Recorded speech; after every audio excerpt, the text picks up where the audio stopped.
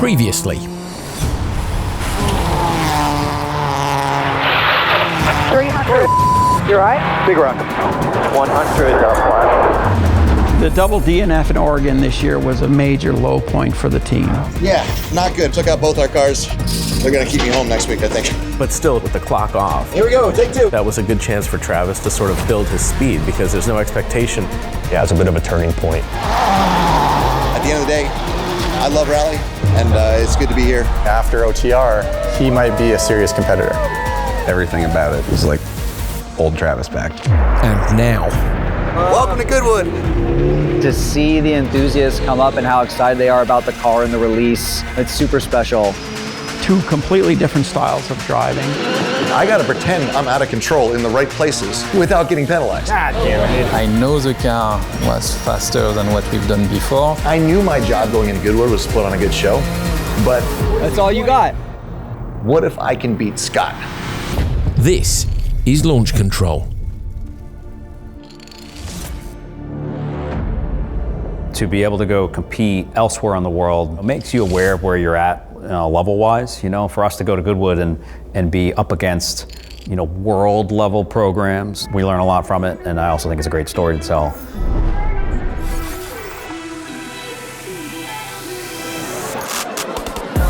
At the Goodwood Festival of Speed in southern England, motorsport's ultimate celebration is underway. What's up, Eugene? Welcome to Goodwood. Front and centre are two Subaru Motorsports USA drivers, and the team has bought two completely different cars to take on the Hillclimb Shootout. Winding its way through the middle of the festival, the mile-long hill climb is the centre of the action.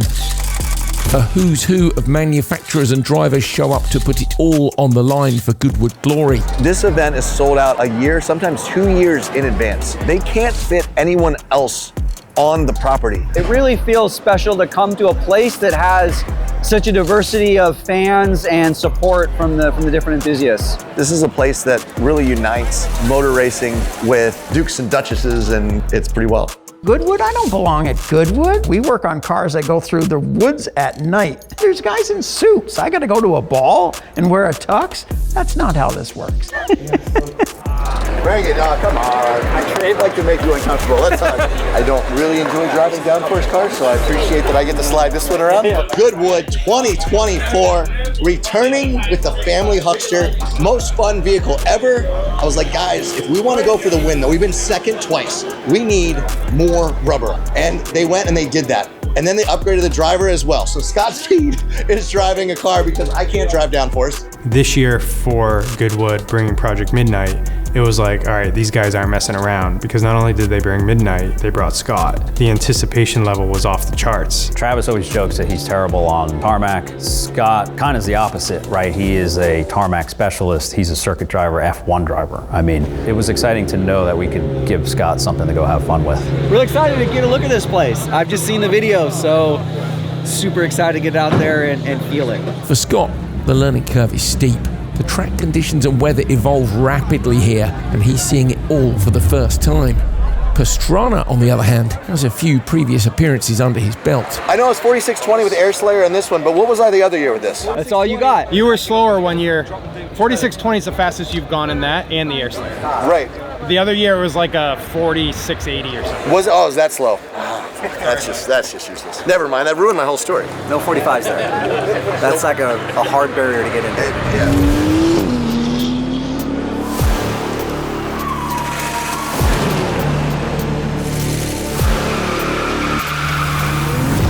Despite the anticipation and all eyes on him, Scott gets to work.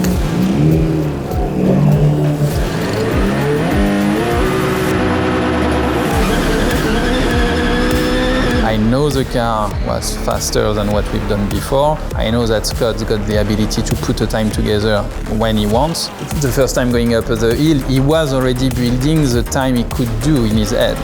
The car's got bigger tires, and that's a big help. The downside is a little bit wider, so going through the wall corner, it's a bit tricky because it's so wide. But the car produces a lot of grip, and I think once I get used to it, it's going to be a pretty big asset. It's not a fast lap, but that's not the point. Honestly, kind of more grip than I thought it would. I was expecting it to be really dirty. It wasn't that bad. The course is fun. It's over really fast. Yeah, you sit around all day. It's all done in 45 seconds, approximately, hopefully. Back at the start, Pastrana begins his run up the hill.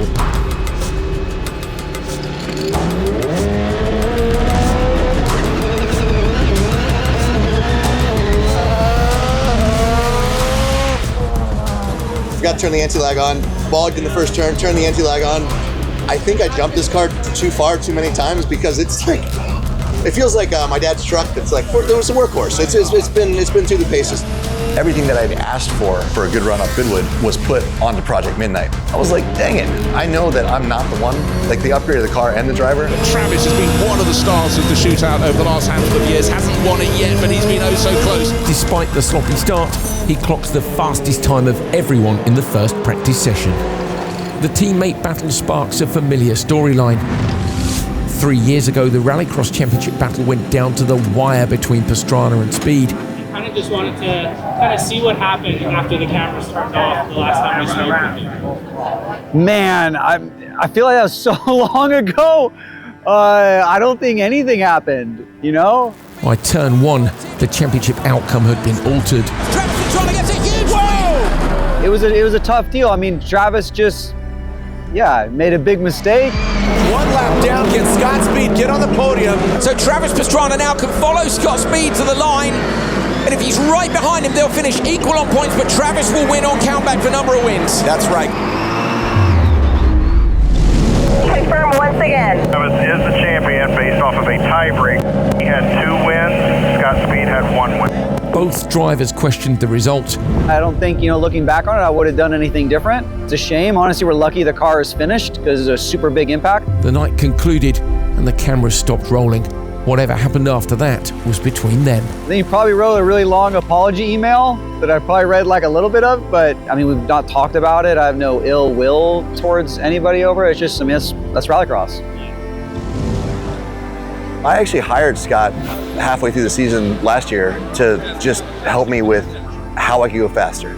He is probably one of the greatest coaches in the world. He takes information from everybody. So if you give him pavement and more than 2 runs, I will never doubt Scott at anything. And I think if there's anyone that can run that to the maximum ability of what the car can do, it's Scott Speed.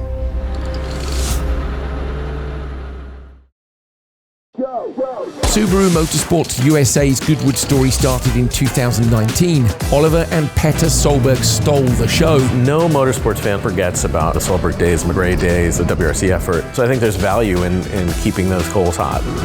For Oliver to come here the first time, it's incredible. I think there's a history, that the father and son, and he's coming out back with the color again. Not great, father and son on the stage at the same time. His Subaru and my Subaru have that experience together and show the people that, Subaru is back in a way. Petter, the former World Rally Champion, and Oliver, in the year he drove for Subaru Motorsports USA, put Subaru's rally pedigree front and centre. Since then, the team has been a fixture at the festival. The next year, it was the Air Slayer's turn to shine. We're always thinking about what can these cars go do? The Air Slayer was a Swiss Army knife. Like, what Hillclimb car is doing 200-foot jumps?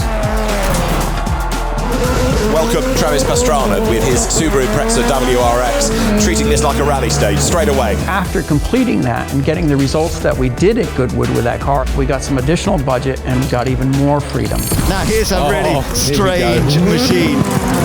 We got so many awesome cars, although I do think this is the coolest. We came to Goodwood with a 1983 Subaru GL wagon, which is a little astonishing sounding. It seemed crazy to me. Like, what are we doing? Look at the way he works his car. The Subaru and Travis show just kept growing. We're holding the torch right now for motorsports for the brand. If you go to Goodwood with 2 cars, the internet exists. There's benefit there, so we get the overseas exposure, but also a lot of exposure still back home.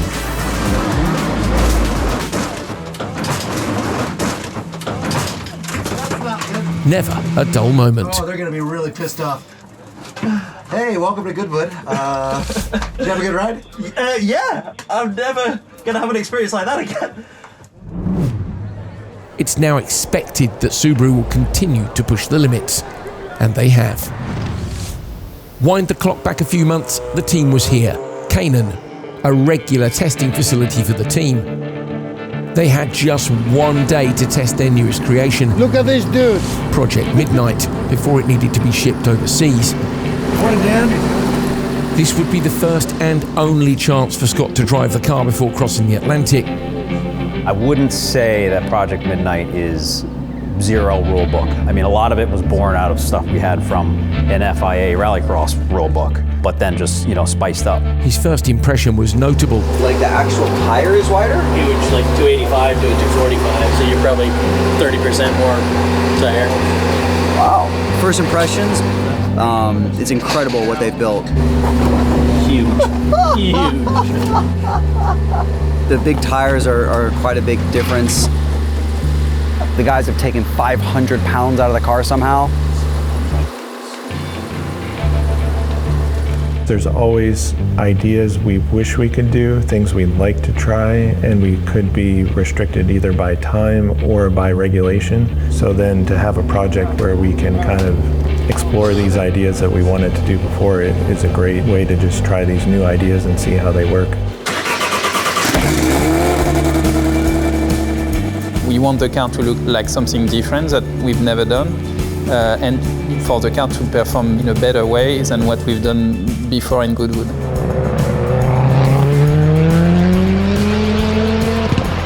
Scott's feedback will tell the team if their calculations translate to real-world results. Pretty good. Doesn't look horrible. Yeah, that's what I've been doing in that little special projects room with no window. There was days it wasn't that fun though. Scott's unfiltered opinion is critical to get the car Goodwood ready in a single day. The downshifts are pretty rough. Like clunking ends of the gear? Yeah, braking in general is kind of difficult to feel, almost like unstable. Our run plan was really efficient. We had no real hiccups, got to run through all of the things we wanted to test. Suspension, aero, just to overall, not necessarily try to go faster, but get a picture of how the car reacts when you make changes to it. So when we go to an event like Goodwood or something, I'll know and we'll have some idea of what kind of changes are available.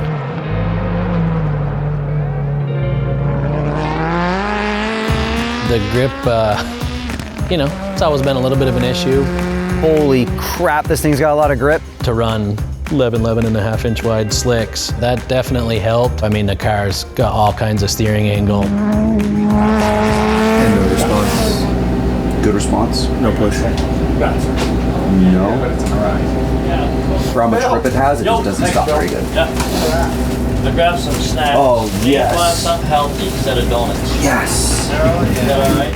We designed the car, but it's the first time trying all these changes on a track. See what it brings. We have a menu of things we want to try.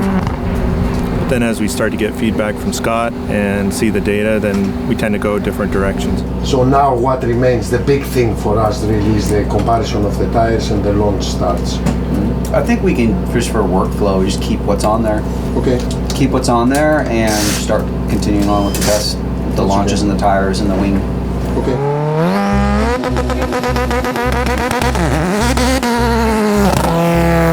This launch is quite a bit different because of the tire size and the engine setup we have, so getting a good feel for launches is important.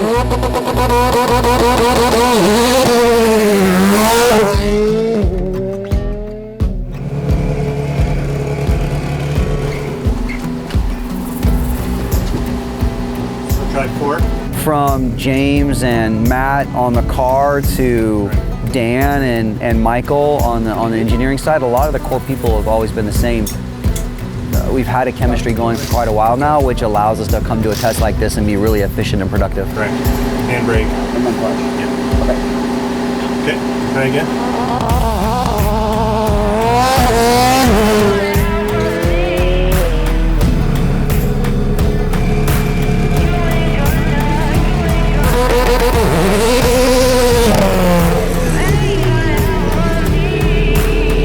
The thing is producing so much more G. So by dropping the rear wing now, we lost some of that stability, balance-wise. Each round of feedback leads to improvements. The the front works a bit better, so the balance shifts to the front, which I like.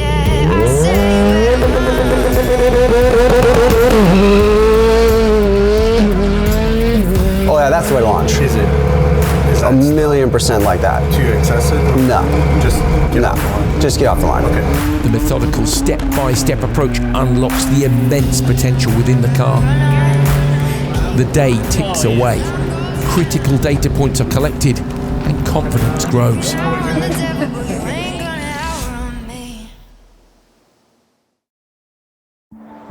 The Goodwood Festival of Speed is packed with exclusive events and hundreds of legendary cars, but the timed Hillclimb Shootout is the marquee race of the weekend. It's serious business. The two Subarus are up against global brands and drivers who are all aiming for their own shootout glory, including the all-electric Supervan with 2,000 horsepower and 4,400 pounds of downforce.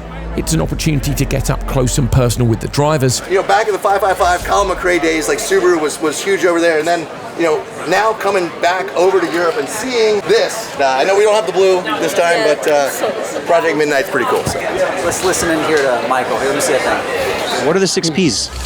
Peaceful preparation leads to peaceful performance. Ooh, the 6 P's. Since we've ticked all these boxes, we don't worry about the 6 P's. Okay. Wise words from the philosopher, Michael.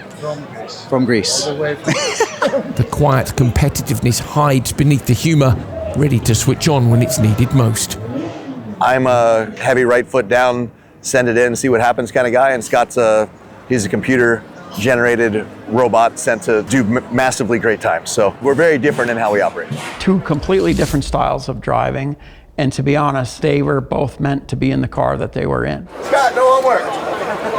You're not allowed to practice.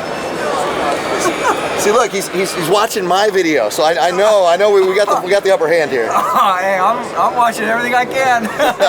Probably the biggest tool I've used to prepare is the video from Travis's run last year, just to get an idea of the timing of the course and try to get some kind of baseline. But ultimately, you know, now I'm just working off of my previous runs. With just one final practice before qualifying, it's time to put all the pieces of a run together. So at Goodwood, they send you before the car that goes in front of you finishes. So there is a chance that car might have an issue and block your run. And that's what just happened with Scott.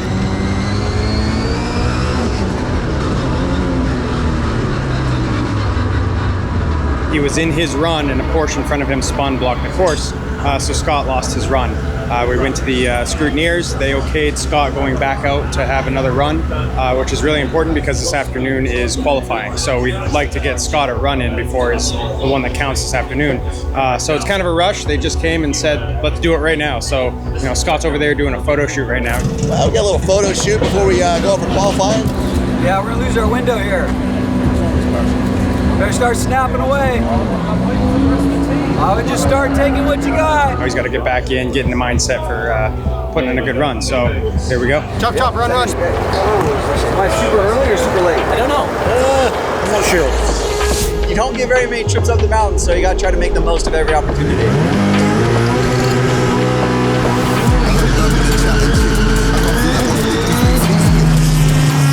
Trying to have a plan on what I want to focus on out there, try to absorb as much as I can early. The first couple runs, I went pretty slow to just kind of really take in the terrain and the topography.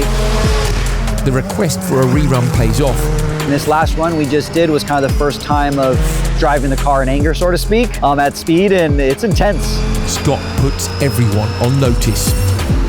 Project Midnight tops the leaderboard going into qualifying. This thing is a monster. Yeah. There's still more for us, right? There's still more left I can push, but then it just becomes risk. As the team resets for qualifying runs at Goodwood, eyes shift to the sky. I mean, you're in the UK. One passing cloud that puts shadow on a specific corner at Goodwood, and you lose, 20% of your grip, which is everything, because there's no room to move around. So it really does come down to weather. It's coming.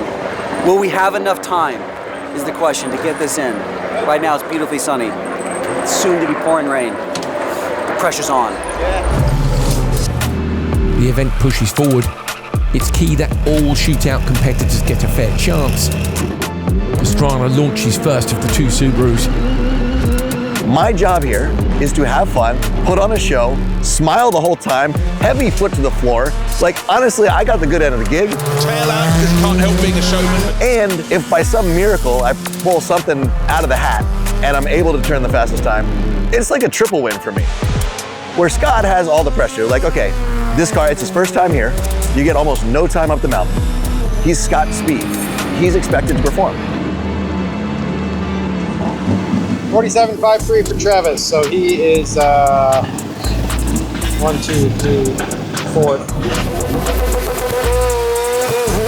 Project Midnight lines up next.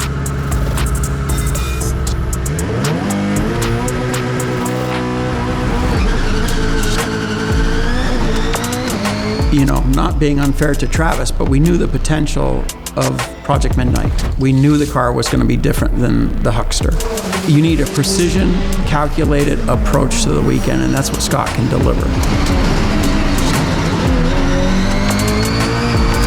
The one that we are expected to be challenging for the win, Scott Speed in the Subaru Project Midnight. So leading into the qualifying session, it was sunny, there was a line that formed, and if you drove that line, you knew you were going to do well, and that's exactly what Scott did. Heads up the hill using every width of the track possible, comes across the line then.